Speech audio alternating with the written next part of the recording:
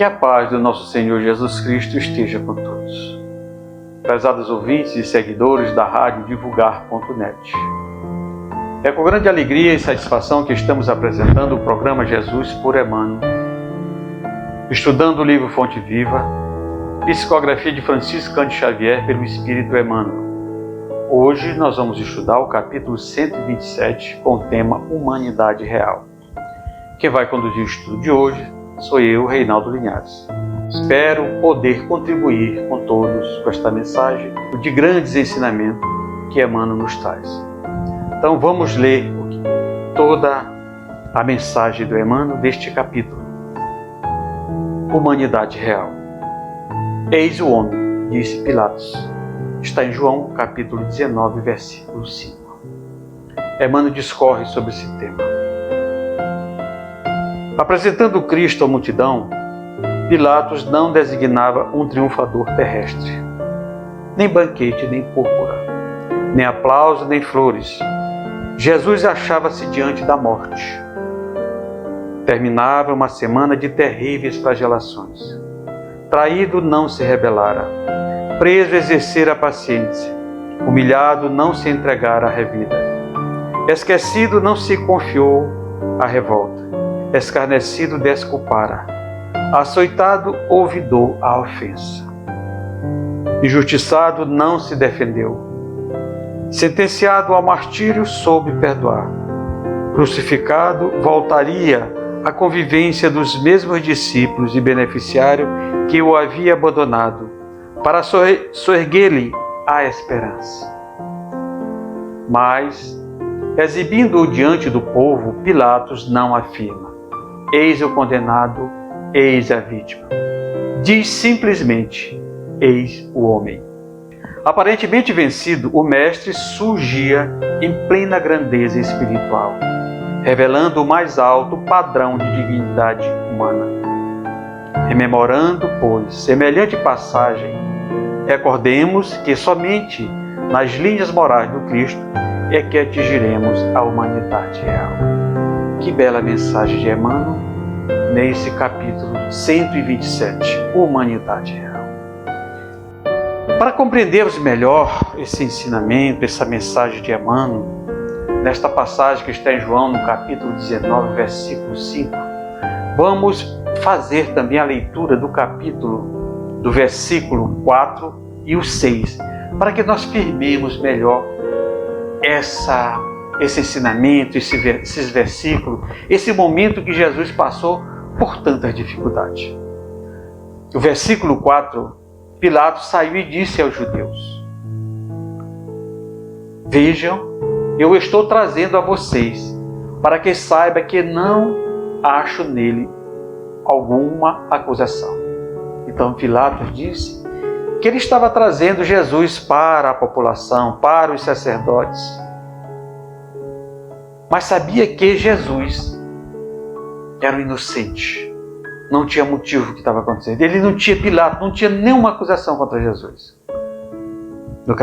No versículo 5, ele diz o seguinte: quando Jesus veio para fora, usando a coroa de espinho e a capa de púrpura, disse-lhe Pilatos: eis o homem. Eis o homem. Ele não disse eis o culpado. Ele simplesmente disse eis o homem. E aí já no versículo 6 diz o seguinte: ao vê-lo, o chefe dos sacerdotes e os guardas gritavam: crucifique-o, crucifique-o. Mas Pilatos respondeu: levem-no vocês e crucifiquem-no. Quanto a mim, não encontro base para acusá-lo. Então aqui Pilatos, nesses 3 versículos, ele deixa claro que para ele Jesus não era culpado. Jesus não precisava ser condenado. Mas ele, vivendo momentos de grande dificuldade ali no seu governo, onde era uma região que tinha muitos conflitos, ele ficou indeciso, que lado tomar, se defendia, se acusava. Então, em função dessa indecisão, desse momento que ele vivia, ele resolveu simplesmente lavar as mãos, deixar para que os outros tomassem a decisão por ele. E aí foi o que aconteceu. Mas ele, em momento nenhum, colocou Jesus como condenado ou acusado, ele estava realmente que precisaria ser punido.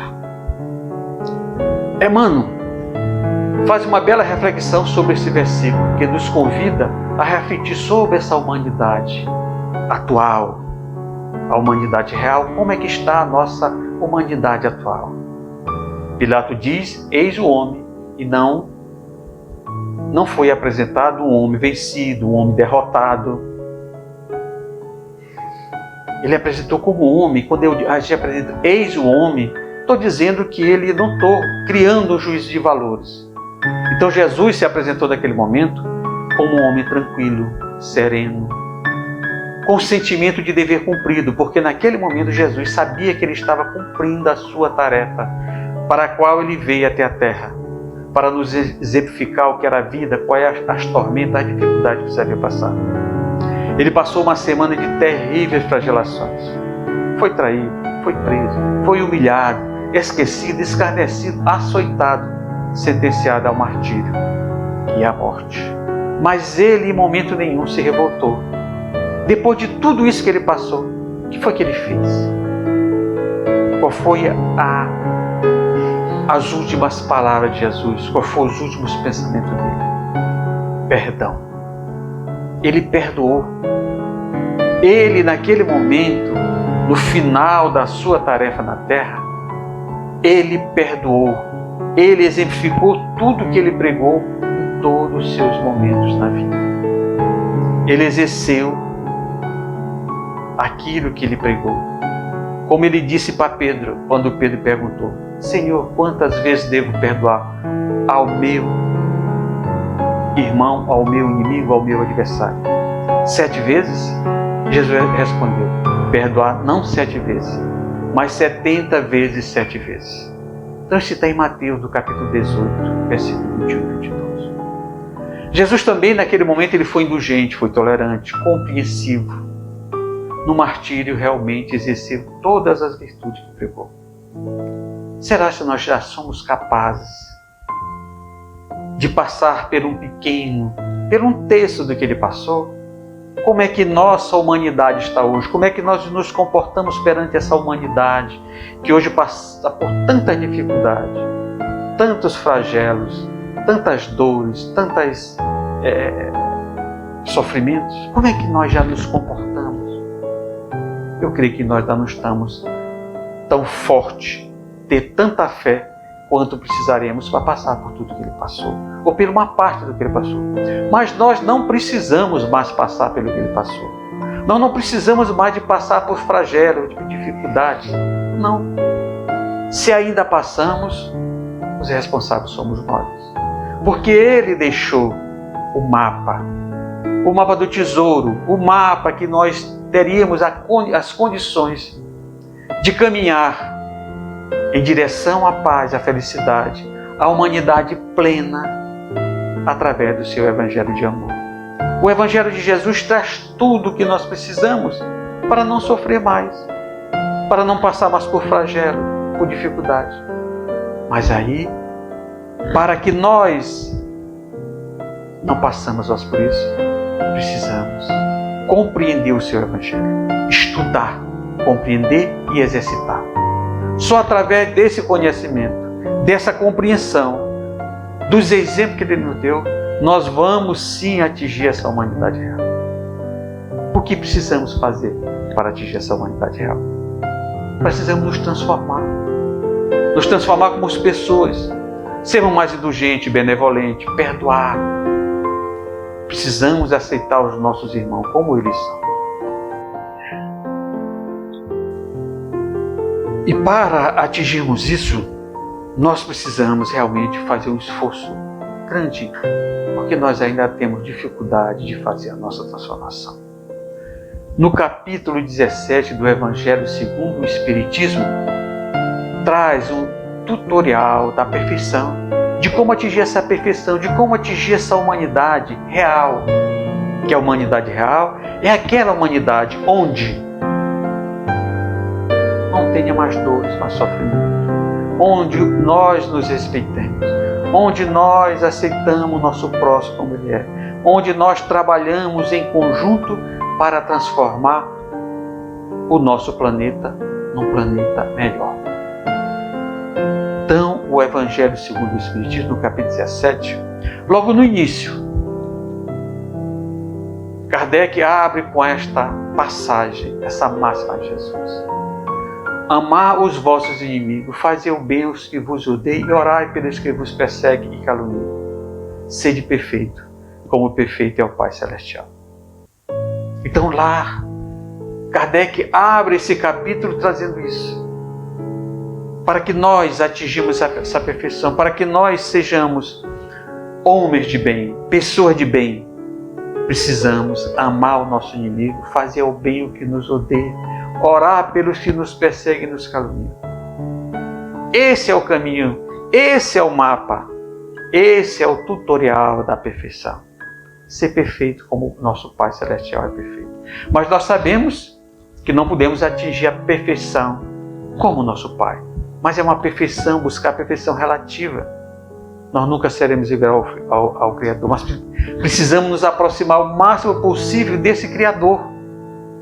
Porque Jesus nos mostrou a essência da perfeição. Que a essência da perfeição é a caridade na sua mais ampla acepção. Nesse mesmo capítulo também traz um item que fala o homem de bem. O verdadeiro homem de bem é aquele que cumpre a lei de amor, justiça e caridade na sua maior pureza. Se interroga a consciência, sabe que sobre seus próprios atos e a si mesmo pergunta se violou essa lei, se não praticou o mal, se fez todo o bem que podia, se desprezou voluntariamente alguma ocasião de seu uso. Se ninguém tinha algo a se queixar dele, enfim, se fez todo o bem que podia fazer. Esse é o homem de bem, é o que nós devemos buscar. E aí, para a gente atingir essa perfeição, nós precisamos nos conhecer. E para nos conhecer, nós precisamos olhar para dentro da gente. Fazer essa interrogação. Fazer esse trabalho de nos conhecer.